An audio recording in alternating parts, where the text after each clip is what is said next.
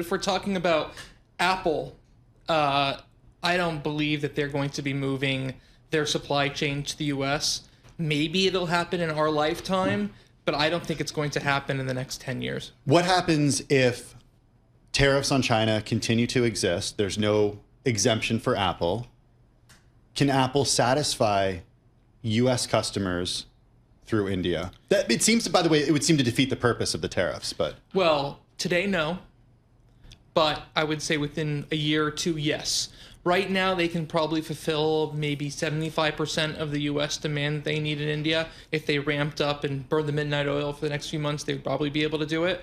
But they would be able to do it pretty cleanly, I would think, in a year or two from now. They're already 30, 40, maybe a little bit more than that, million units. The U.S. represents probably 100 million units per year, maybe a little bit less. So less than rest of world. So, you know, you're quickly getting there.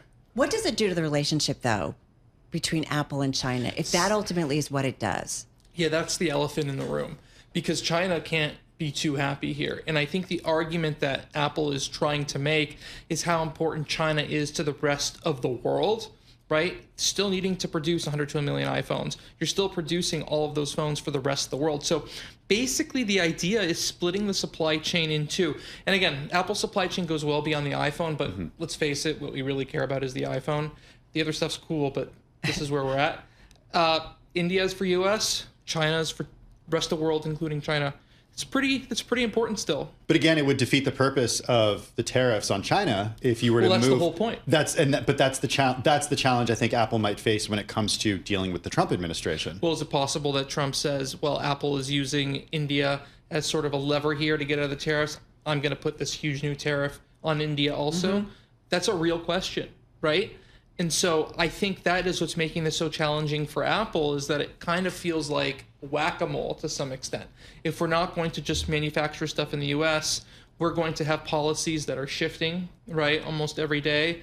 We can have a president here who can, to your point, add an India tariff to a significant degree overnight, so they can put all their eggs in the India basket, and then, oh my God, we're going to have to move somewhere else now. We're actually going to have to move to the US. And so they've got a lot of cash. Maybe they're needing to start dipping into those cash reserves, whether it means to offset price hikes or to move something. But I just don't see the feasibility of moving to the US. It's just so unlikely. Let me just drop you a scenario here.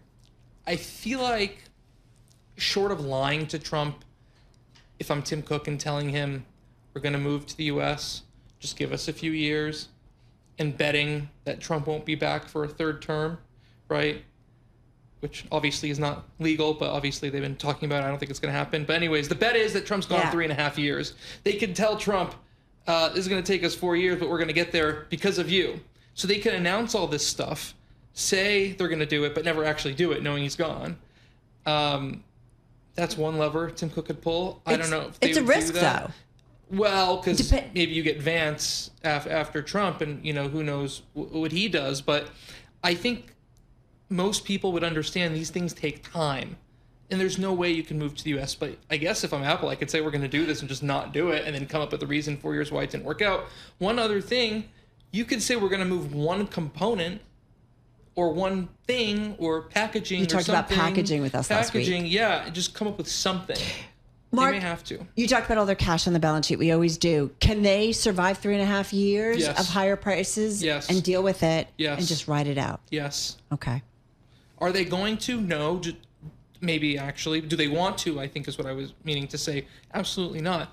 But there's no scenario in which they're going to start charging $2,000 for these phones. They're going to eat some of it. Like I said, Apple, if it needs to happen, I would say it's a coin flip at this point if they're going to need to do this, but you're going to split it a few ways. You're going to split it between Apple eating it. You're going to split it consumer eating it.